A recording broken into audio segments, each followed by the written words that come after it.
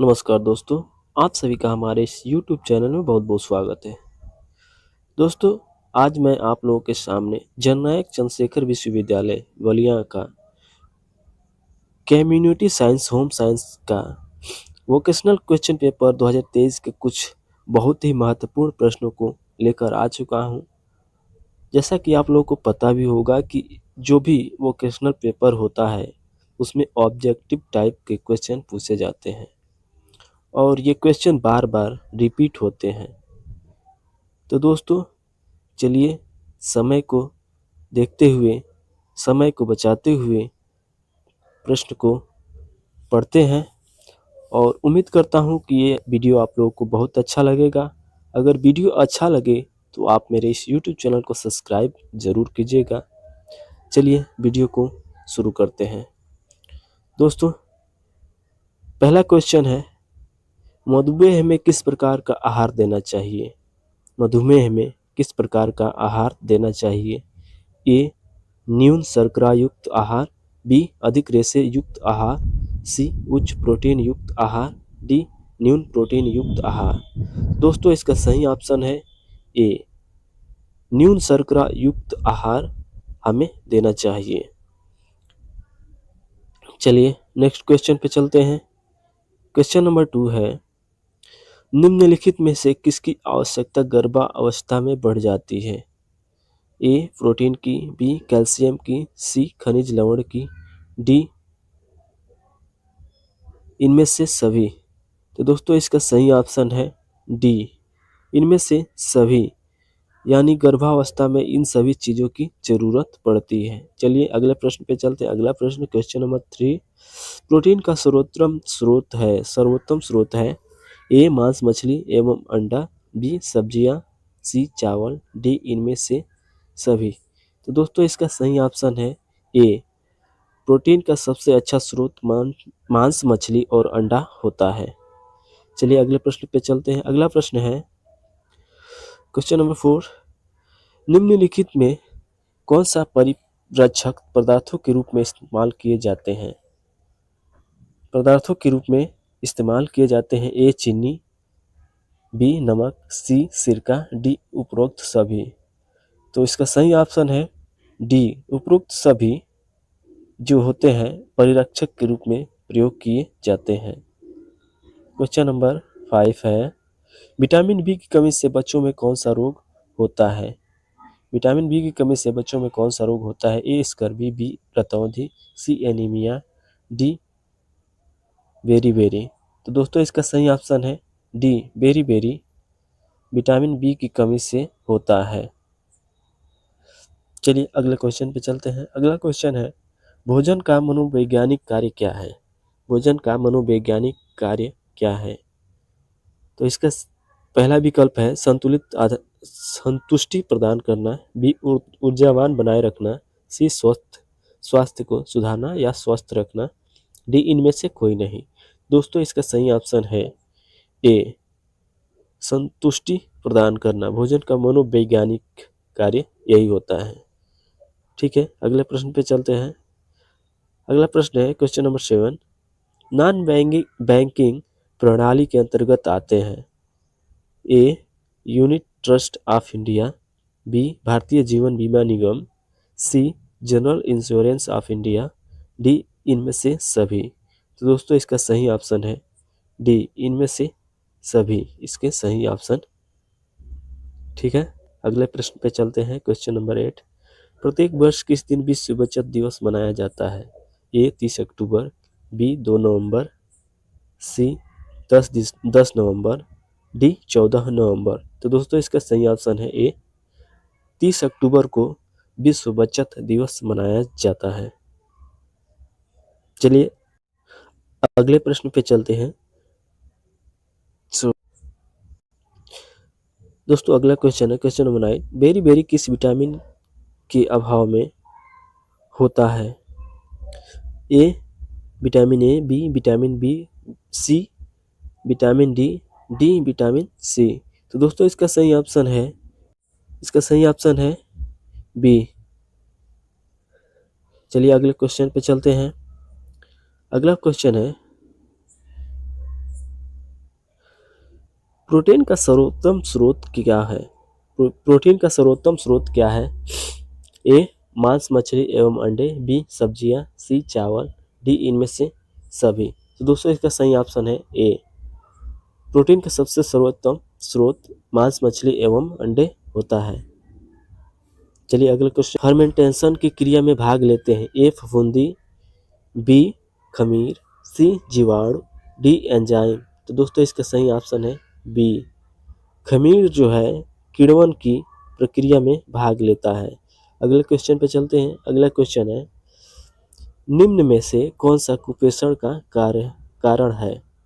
ए निर्धनता, बी पौष्टिक भोजन में कमी, सी अज्ञानता, डी इनमें से सभी। तो दोस्तों इसका सही ऑप्शन है डी। कुपोषण का ये सभी कारण होते हैं। निर्धनता, पौष्टिक भोजन में कमी, अज्ञानता, ये सभी कारण होते हैं कुपोषण के। चलिए अगले क्वेश्चन पे चलते हैं। अगला क्वेश्चन है क्वेश्चन नंबर 30। परिधान के उपयोग के बाद किस गतिविधि की आवश्यकता तुरंत होती है? ए मरम्मत, बी आयरन करना, सी धब्बे छुड़ाना, सी डी हवा देना। तो दोस्तों इसका सही ऑप्शन है डी हवा देना। परिधान के उपयोग के बाद इस गतिविधि की आवश्यकता होती है, हवा करना इसका सही ऑप्शन हो जाएगा डी। इसका सही।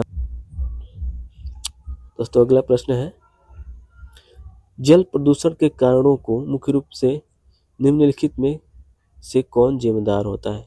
जल प्रदूषण के कारणों के लिए मुख्य रूप से निम्नलिखित में कौन जिम्मेदार होता है? ए वन रोपण, बी तेल रिफाइनरी, सी कागज कारखाना, डी बी और सी दोनों। तो दोस्तों इसका सही ऑप्शन है डी। बी और सी दोनों, इसका सही ऑप्शन डी हो जाएगा। ठीक है अगले प्रश्न पे चलते हैं। अगला प्रश्न है शरीर में मुख्य अंतःस्रावी ग्रंथियों की संख्या है?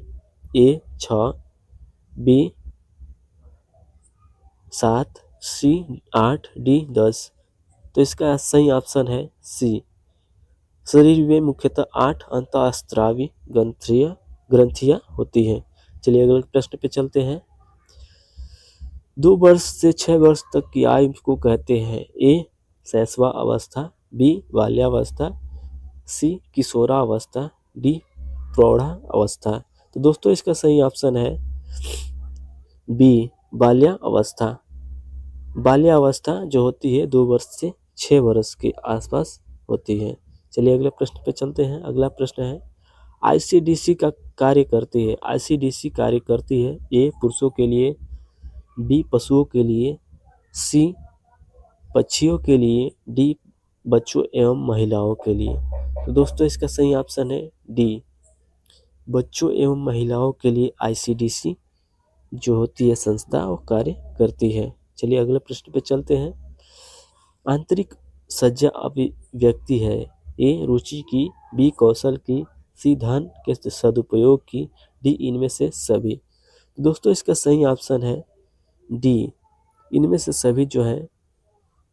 क्वेश्चन नंबर 19 है अब प्रत्येक परिवार अपने सुरक्षित भविष्य के लिए क्या करता है? प्रत्येक परिवार अपने सुरक्षित भविष्य के लिए क्या करता है? ए बचत, बी व्यय, सी बजट, डी इनमें से कोई नहीं। तो दोस्तों इसका सही ऑप्शन है ए।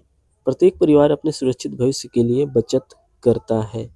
अगला प्रश्न है उपभोक्ता के अधिकार कौन नहीं है? उपभोक्ता के अधिकार कौन नहीं है? तो देखते हैं कौन सा इसका सही होता है। पहला है ये चयन करना या चयन का, बी क्षतिपूर्ति का, सी दुकान में रेड करवाने का, डी शिकायत दर्ज करने का। तो दोस्तों इसका सही ऑप्शन है सी। दुकान में रेड करवाने का उपभोक्ता का अधिकार नहीं होता है।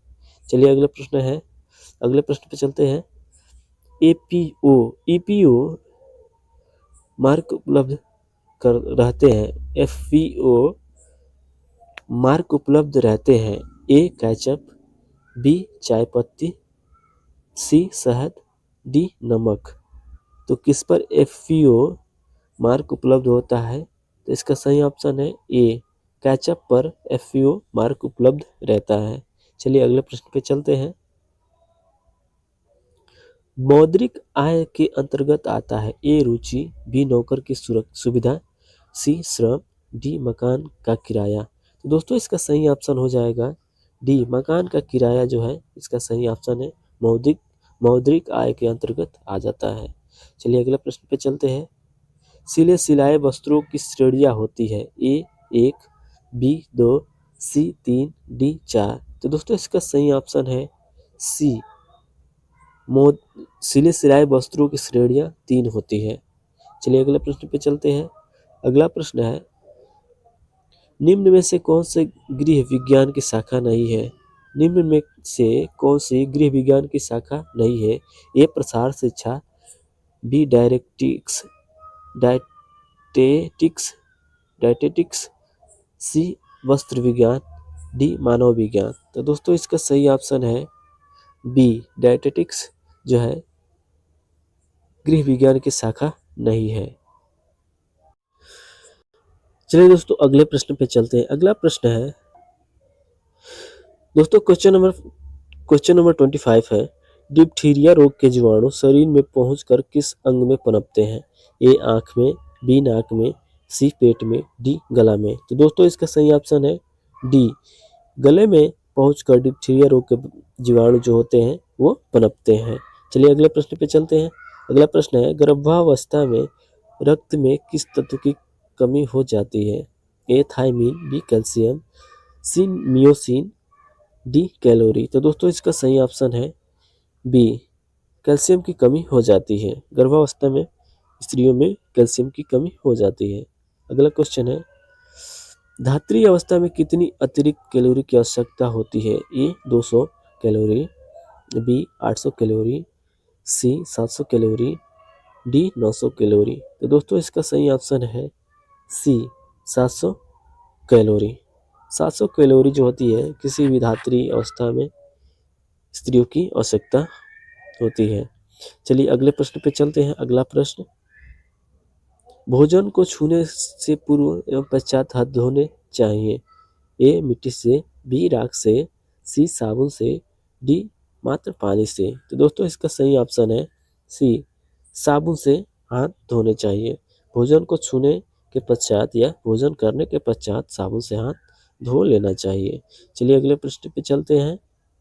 अगला प्रश्न मासिक वेतन परिवार की किस आय के अंतर्गत आता है। ए मौद्रिक आय, बी वास्तविक आय, सी आध्यात्मिक आय और डी इनमें से कोई नहीं। तो दोस्तों इसका सही ऑप्शन है ए मौद्रिक आय के अंतर्गत मासिक वेतन आता है। चलिए अगले प्रश्न पे चलते हैं। क्वेश्चन नंबर 30 समेकित बाल विकास परियोजना प्रदान करता है। ए पूर्ण शालेय शिक्षा, बी टीकाकरण, सी पोषण, डी इनमें उपरोक्त सभी। तो दोस्तों इसका सही ऑप्शन है डी उपरोक्त सभी जो है समेकित बाल विकास परियोजना के अंतर्गत आता है।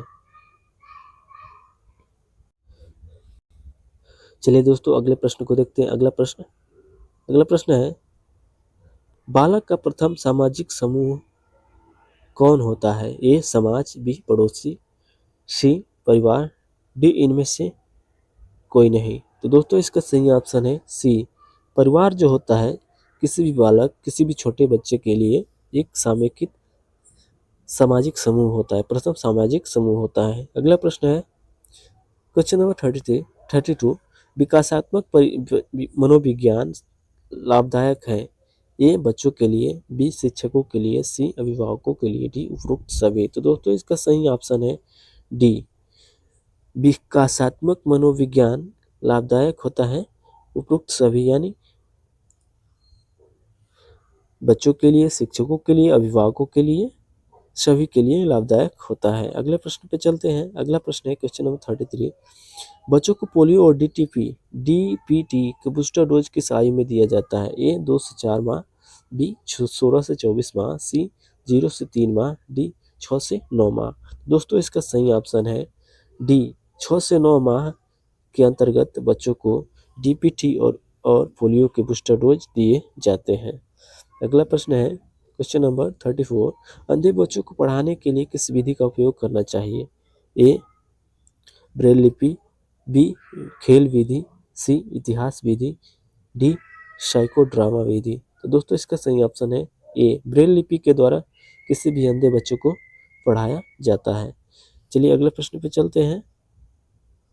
अगला प्रश्न क्वेश्चन नंबर 35, बाघ और कृषि संगठन FAO की स्थापना की गई। दोस्तों यहाँ पे पहला ऑप्शन गलत लिखा गया है। पहला ऑप्शन है 1945, यहाँ 10 को हम गलत कर देंगे। 1945 में, बी 1955 ईस्वी में, सी 1965 में, डी 1995 में। तो दोस्तों इसका सही ऑप्शन है ए 1945 में। 1945 में FAO बाघ और किसी संगठन की स्थापना की गई थी। चलिए अगले प्रश्न पे चलते हैं। अगला प्रश्न है, सूर्य की रोशनी प्रदान करती है A vitamin A, B vitamin B, C vitamin C, D vitamin D. तो दोस्तों इसका सही ऑप्शन है डी, विटामिन डी सूर्य की रोशनी से हमें मिलता है। चलिए अगले प्रश्न को देखते हैं। अगला प्रश्न है, मानव शरीर का सबसे बड़ी ग्रंथि निम्न में से कौन है? ए यकृत, बी थायराइड, सी वृषण, डी अंडाशय। तो दोस्तों इसका सही ऑप्शन है ए, यकृत जो होता है मानव शरीर का सबसे बड़ा ग्रंथि होता है। चलिए अगले प्रश्न पे चलते हैं। अगला प्रश्न है, उपभोक्ता की विशेष समस्याएं होती है। ए वस्तुओं में मिलावट, बी वस्तुओं में अपूर्ण लेबल, सी दुष्प्रयुक्त माप और तौल के साधन, डी इनमें से सभी। तो दोस्तों इसका सही ऑप्शन है डी, जो उपभोक्ता की समस्याएं होती है ये उपयुक्त सभी हो जाती हैं। चलिए अगले प्रश्न को देखते हैं। ए 3 भागों में बांटा गया है। पारिवारिक आय को मुख्यतः 3 भागों में बांटा गया है। चलिए अगले प्रश्न पे चलते हैं। सूती वस्त्र की विशेषता नहीं है। ए टिकाऊपन, बी ठंडा, सी आरामदायक, डी कठोर। तो दोस्तों इसका सही ऑप्शन है डी, कठोर। सूती वस्त्र जो होता है हार्ड नहीं होता है। ठीक है, चलिए अगले प्रश्न पे चलते हैं। अगला प्रश्न है, वस्त्र बनाते हैं ए व्यक्ति को, बी समाज को, सी परिवार को, डी सुरक्षा। तो दोस्तों इसका सही ऑप्शन है ए, व्यक्ति को बनाते हैं। वस्त्र जो है किसी व्यक्ति को उसका जो क्वालिटी है उसको बनाते हैं, यानी व्यक्ति को एक अच्छा इंसान की तरह दिखाते हैं। चलिए अगला प्रश्न पे चलते हैं। अगला प्रश्न है, परिधान कैसे होना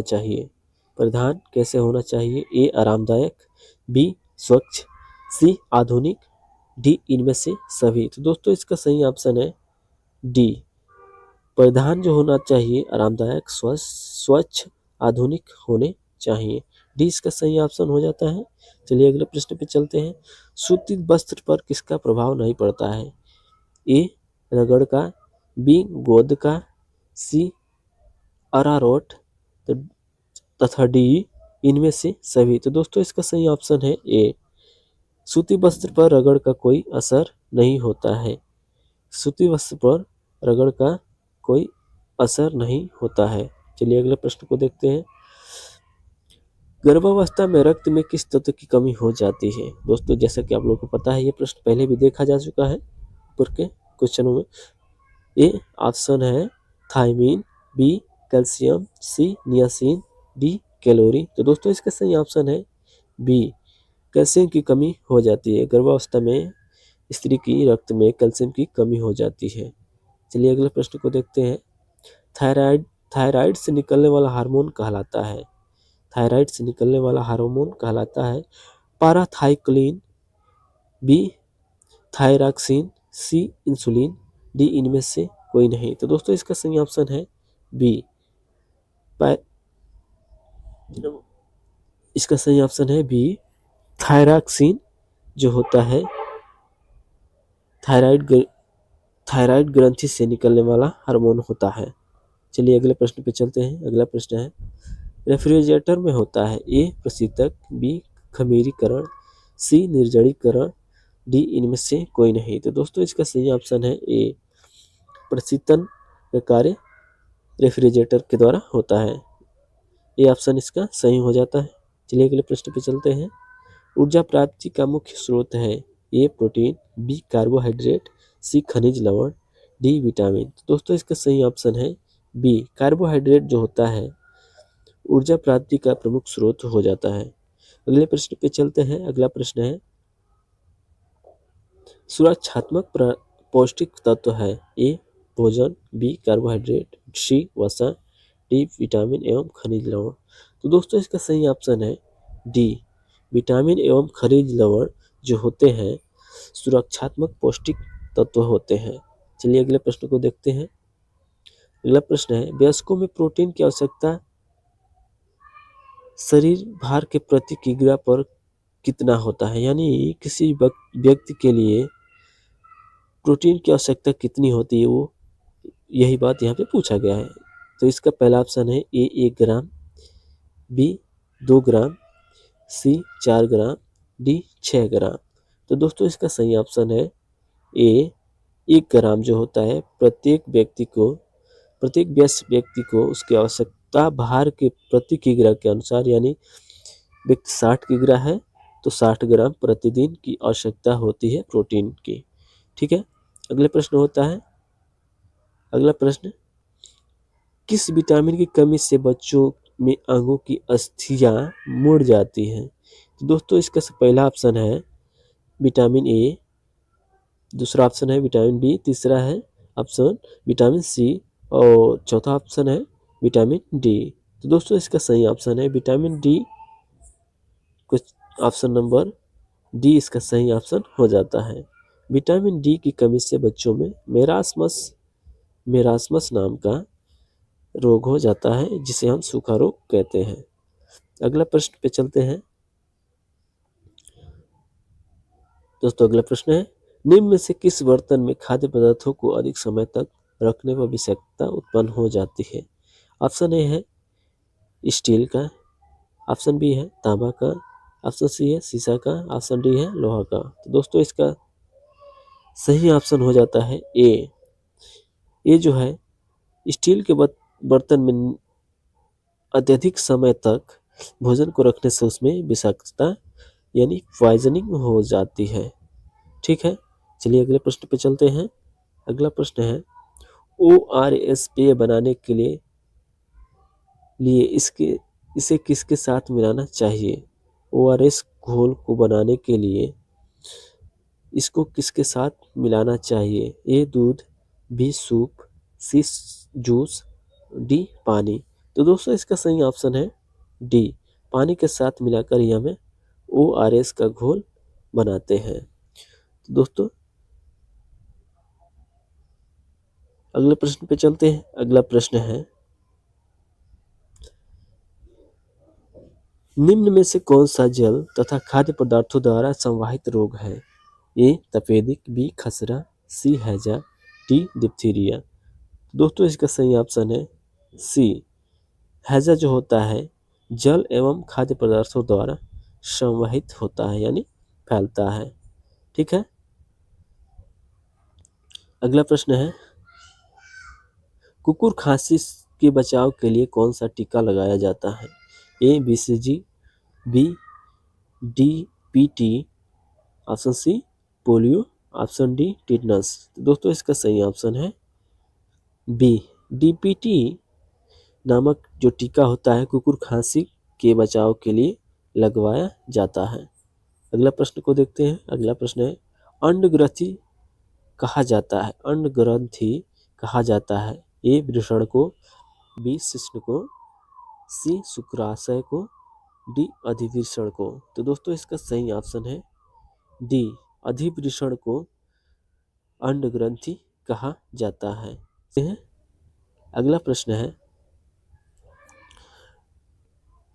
शीघ्र नष्ट होने वाला खाद्य पदार्थ है ए दूध, बी चना, सी मैदा, डी चावल। दोस्तों इसका सही ऑप्शन है ए इसका सही ऑप्शन हो जाता है ए। तो दोस्तों इस वीडियो में बस इतना ही। जल्द ही मिलते हैं आपसे एक नए वीडियो के साथ। तब तक के लिए आप हमारे इस YouTube चैनल को सब्सक्राइब करें। इस वीडियो का पार्ट 2 आप लोगों को जल्द ही मिलेगा। तब तक के लिए हमारे इस YouTube चैनल को और इस वीडियो को लाइक और शेयर जरूर करें। मिलते हैं। Thank you.